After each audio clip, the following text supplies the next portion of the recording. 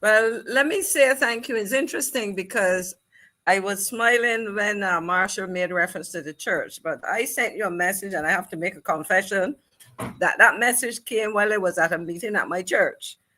It was an article or an announcement that the Food and Rum Festival was being handed over to the National Cultural Foundation.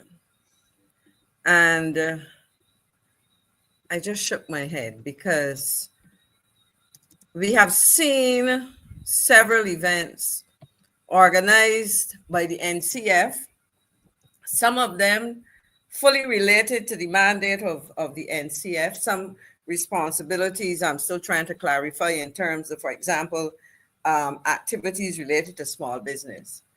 But at the end of the day, what is being said is that you hear the NCF officials talking about the load that they're carrying, the amount of work that they have to carry. And my question is, what is the rationale for that?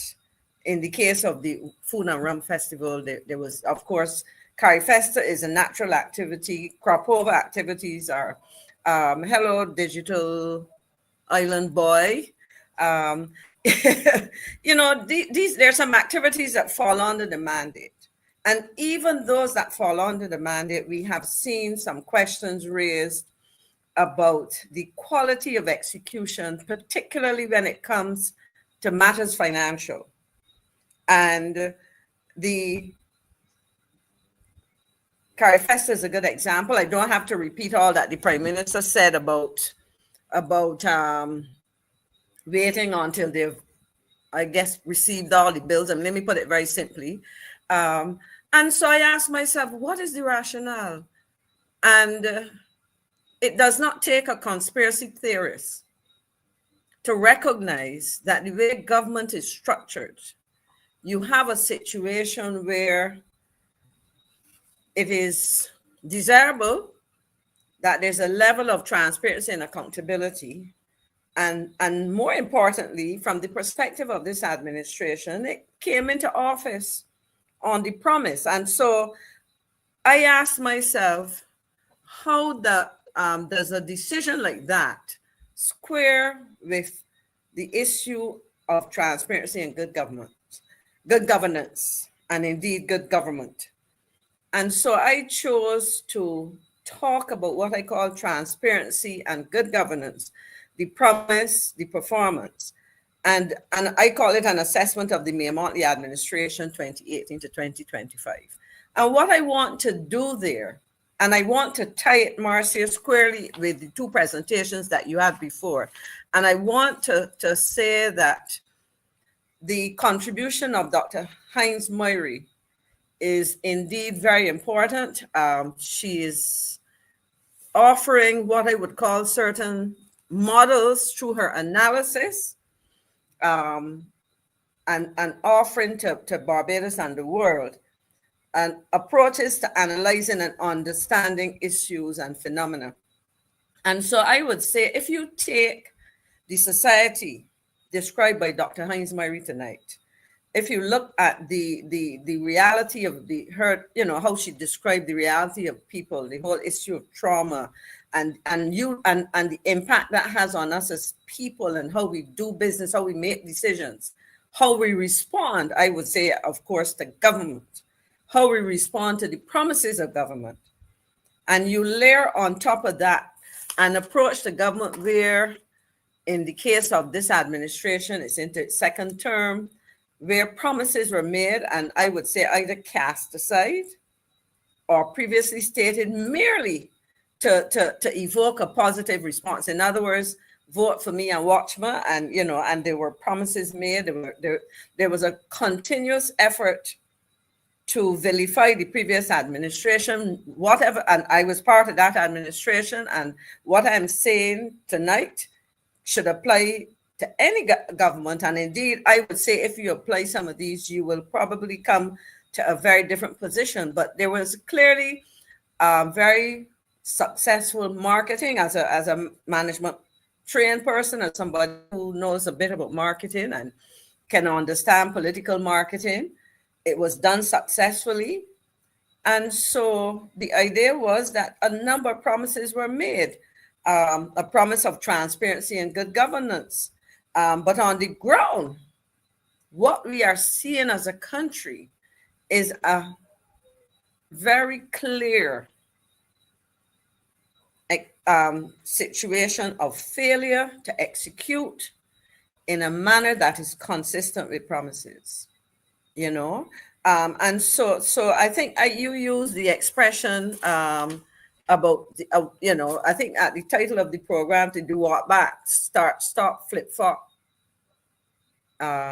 Me a Motley government. That's how is it? The Motley government has been or is and continues to be characterized by walking back, starting and stopping, flip flop, and worse yet, the vulgar, and I emphasize the word vulgar because when you talk about the situation of many Barbadians, the vulgar wastage of money.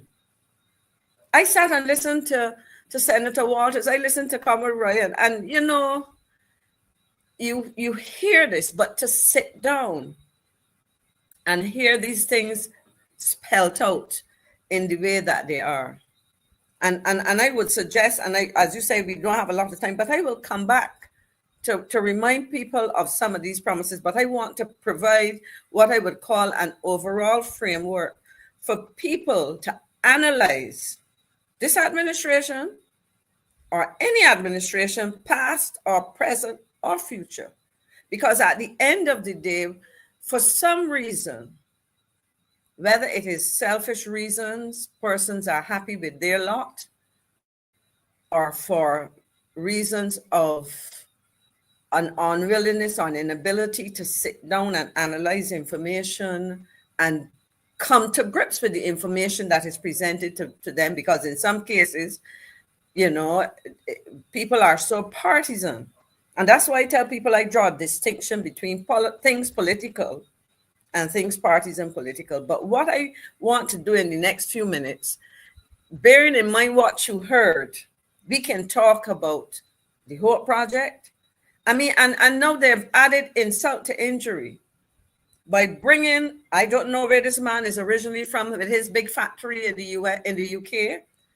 And I want to say, Marcia, while housing for poor people has always been an idea and an ideal and something pursued, certainly if you look at the housing developments in Barbados and you look at their history, if you look at the timelines when they were introduced, you would see which governments would have emphasized housing.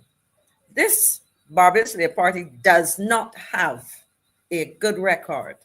And I want to take you back. So it's good, you know, they build on a promise of something that is desired by the people. And I liked how Marcia drew the connection between how frustrating people in their efforts to get homes can so damage relationships and families and so on. These are things that perhaps people don't think about immediately. But I want to look at an aspect of this government's housing initiatives that had been promised. We had significant damage from a hurricane, and the promise was to give immediate relief. Now, a lot of those houses damaged were wooden structures, and the notion was we're going to China because we cannot. The plan is that we will get these houses coming quickly and address a problem in a way that is much more expeditious than if we sent, let's say, to Guyana or Suriname or Belize, our CARICOM neighbors and partners who have, you know, wood for construction purposes. But we're going to go to China and we're going to bring a design of a house, and we've seen all the consequences. Now, I asked, that's one example. We have seen the pullback. The most recently announced one is the issue of Republic Day, etc. And we can listen. In fact, I encourage Barbadians to keep a list. But I want to say to you, I'm going to take you through some ideas, because when we talk about transparency and good governance, we need to have some sense of what we're talking about. And we need to have some criteria by which we can sit down and dispassionately assess where the government has or how the government has performed. And so, Dave, if you can, so I've called it transparency and good governance, the promise, the performance, and assessment of the Mayor Motley administration, 2018 to 2025. And the background, the first slide says background, why focus on this issue? And as I said, the promises of the BLP in 2018 as it sought to woo voters and the reality on the ground is one of the reasons why. And I think it is very critical to distinguish between words and actions. We have heard the vilification, as I said before, of the previous administration. We have heard government on the question of education and the paying, the request that students pay 20% of their cost, translated into government stop paying fees and that kind of thing. And people bought into that.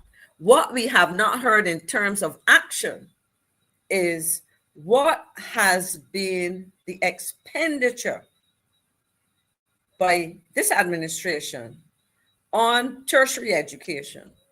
Starting with the University of the West Indies, has the government been meeting its obligations to the University of the West Indies? What is the financial situation of UWI-KPhil better or worse now when it comes to things like cash flow than when students paid 20%? Did the government of Barbados, when it did that, yes, I would concede that we did not in the haste to do it, given the financial situation. The government did not necessarily publicize things in a way that as well as they should, but you have financial decisions to take and you took a decision.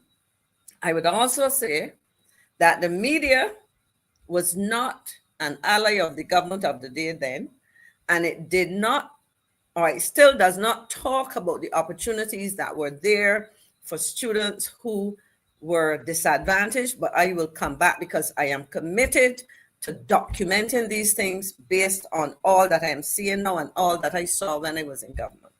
So in essence, when we talk about word and action, look at what is happening in education as an example. And you ask yourself, so in essence, you look at that. We have so many issues in education, Marcia, as you know. So we can list all of those things. And to my mind, that's an important issue. A lot of promises were made, a lot of critiques were made. An example that we gave in terms of words, and I am still waiting to hear, the agricultural sector. There's a document which I will draw your attention to, and in another discussion is a document which talks about government's plans up to 2035, and it's a beautiful sounding document. Promises about the kind of life that we're going to have, the empowerment of citizens. But let me use an example before I start, in terms of words and action, and then I will come to the issues because I have to say this because I feel very strongly about it. In its haste to divest itself of the sugar industry as a commitment under its obligations to the IMF, government talked about transferring the sugar industry to a co-op. I'm a member of that co-op, and to the workers present and past in the sugar industry. And you would have heard them talking about $16 million. I'm going to ask a question, and Barbadians and the journalists, is there any truth in the fact that interests other than the poor Black, and I use that with no apology, the poor Black workers, is there any truth to the issue, the suggestion or the rumor out there that certain interests were willing to pay the government of Barbados $1? You're an accountant, Marcia, and I would explain this. $1 for the sugar industry because of its indebtedness and so on. But you had a promise made, and so you will get more information on that because I will not preempt the leadership of that co-op. but I ask that question, is there any truth to the fact that one of the alternatives to putting this in the hands of a majority group of people, that would be the shareholders in Barbados, that typically do not have access to investments and so on, and in which this could be based on what was proposed, be pretty transformational. Is there any truth that there was consideration, or can be consideration, of turning this industry over to a group for $1? 50 cents US if you want to convert it. So for those in the diaspora. And I'm not sure what the exchange rate is to the pound sterling right now, but everybody, you know. And so this is why I'm saying, when we talk about words and promises and action and performance. So in essence, having said that, I want to very quickly look at some issues that I want people to think about. What constitutes transparency and good governance? What are some of the indicators of transparency and good governance? And then promises versus performance. And I will jump to the bottom so people can think. I'm not going to list them.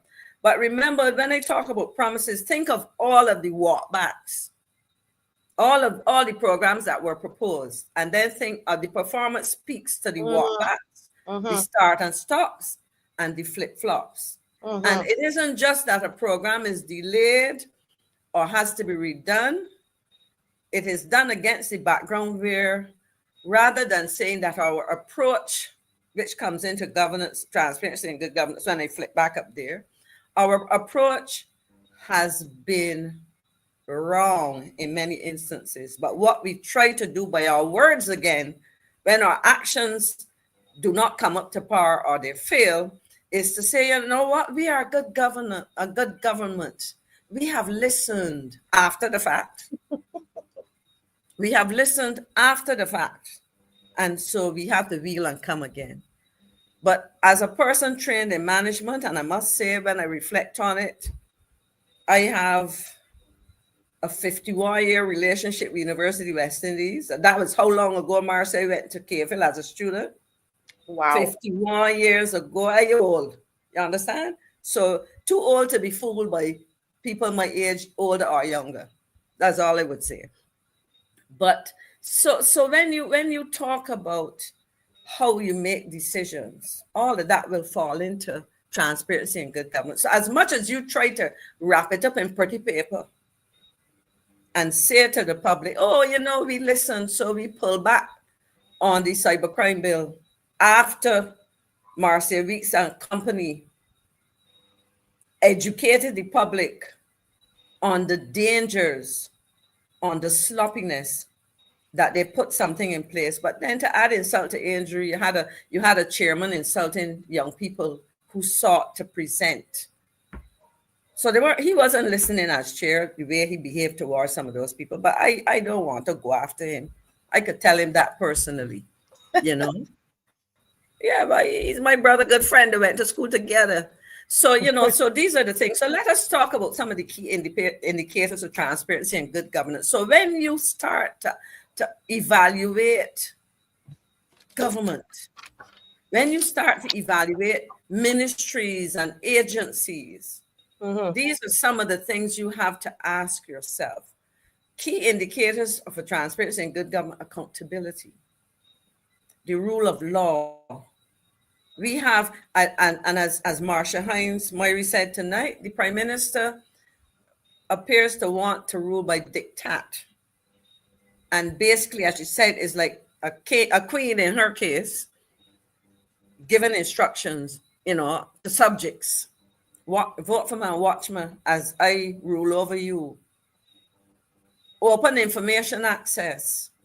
We talk about transparency. When last has anyone seen, because I've been trying to find clear, unequivocal, detailed information on our tourism industry, on the performance of our international business sector as it has been transformed? When last have we seen an explanation about the nature and character of our international business sector, given all its developments. I'm going to ask a question here now, Marcia. I'm going to bring it down. We have been following requests to Grenada. We have followed the position of the Prime Minister of Trinidad and Tobago. And I asked the question, has Barbados been approached by the US in this whole business of the American presence in relation to Venezuela? I asked that because when we talk about presence, there's presence in the air, there's presence on top of the water, and there's presence under the water. I don't know if you follow me, Marcia, when I say under the water. Under the water, you just have, as a base, you just got submarines. Yes. Have there been any sightings or knowledge of the presence of these? And my question is, who in the Caribbean might have been approached about this? And in fact, has any Caribbean government or head of state or head of government given permission for such, or are contemplating giving permission for such? This is a small world. And luckily for me, Marcia, or unluckily for me, having spent years in diplomatic or foreign affairs and foreign relations circles, people still reach out to me to ask questions about what's going on. I don't know, but I ask questions. When people ask a question, in turn, it requires me to ask a question. So that's about open information and access, information and so on. A big deal was made about freedom of information, financial disclosure. I need to say something about that because you see, I will tie that now into what work is done by who gets responsibility for what is the standard reporting procedure, what is above the line and below the line. Because remember, when the previous administration came into office, there was a practice of what I would describe perhaps as below the line accounting. It didn't turn up in regular accounting because they were set out in special funds and special levies. Do we get a regular reporting of how much money is collected on the sewerage tax? Right. Do we get any information on the levy that is provided for the hospital for health? Do we get any information on questions related to what I would call philanthropic giving?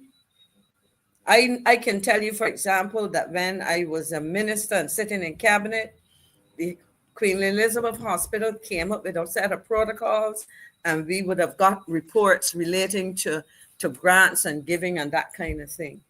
When funds are given by philanthropists, where do they go? Do they go to agencies? How are they accounted for? How do we know that they're utilized? A simple thing like ministerial travel and the cost of it. I recall a big deal being made by the then leader of the opposition, now Prime Minister and Minister of Finance, about a cabinet paper, which I can find in my files, at least reference to it, of a visit to Samoa for one of these climate conferences. And I can tell you there weren't any 64. In fact, for that delegation, as foreign minister who would normally travel with the Prime Minister, because of the cost, I did not go because the Minister of Environment was going.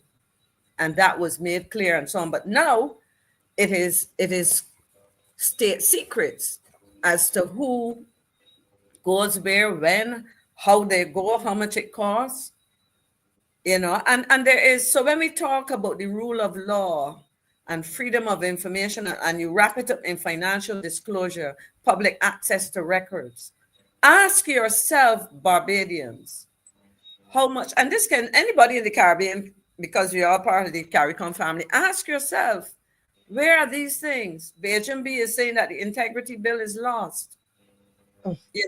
So in essence, when these indicators collectively, as I have here, access how well government institutions are held responsible, operate under clear and fair rules, and are open about their plans and decisions to citizens. We talk about resilience. I listened to Dr. Hines Myrie speaking about resilience. And you know what came to mind as she was speaking?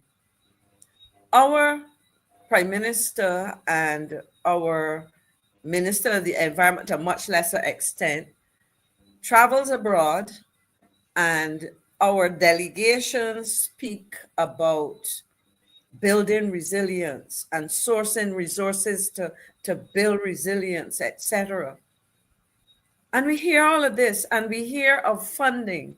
Are we getting reports? Because there are lots of examples, Marcia, that I will attach to these. And I say to Barbadians, attach those examples, because we have been talking about the examples. I am not giving you a framework within which you can say, let me see to what extent do we have these things in place? To what extent are we able to apply them? To what extent is government making a serious and concerted effort to be transparent and to demonstrate good governance by being accountable, by following the rule of law? Talk about the rule of law. We have become a republic, and we have what I suppose, I'm no lawyer, the lawyers describe as a republic. We talk about a constitution, and the only concession to anything about republic status in that constitution is what was done to create the position of president, and probably a few related things. So at the end of the day, we have to look at these, and we can break them down a little bit quickly. Marcia, you could always signal to me when it's time, but we can then, having looked at this, we can break down these. And we have two more minutes, but I mean, tonight is a night of serious education that is going on. With look at this. Each of these slides loaded, Miss McClean. It's an entire show. So that's true. So what I'm doing here, but you see, you have to get people thinking, and then we can come back and build. Correct. So when we talk about accountability, we're talking about financial accountability, the government's ability to account for its expenditures and ensure that every transaction can be verified both legally and morally. And I emphasize the last word. So you might be legal, but it may not necessarily be the done thing or the proper thing morally to engage in certain kinds of transactions, etc. Public reporting. People have talked a lot about that. Accountability. We have a public accounts committee, and that comes in with the oversight. Public reporting, governments that clearly communicate their plans or result, and the results most importantly, because as I said, I can point you to several very well written, some of them not so well written, documents talking about plans. But where is the corresponding report or reports? Where are the reports on the execution of those plans or the failure to execute those plans?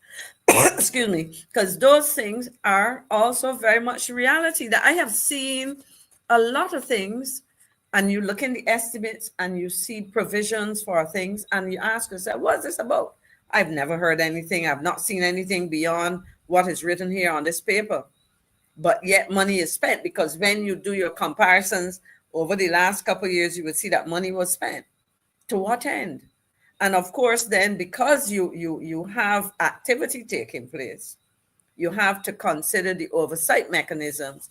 So you're looking for the checks and balances that are required to hold officials responsible. Now, the Prime Minister made a big song and dance when the public got to understand the sheer magnitude of wastage. And I don't have to go through it. Remember all that Senator Walters said tonight in terms of that. And you would see that at the end of the day, what you had was a situation where the government is yet to tell people what has happened with their money, but at the end of the day, what has happened with their money, but rather than simply beyond telling us what's happened with our money, what we have is a situation where they've gone to incur more money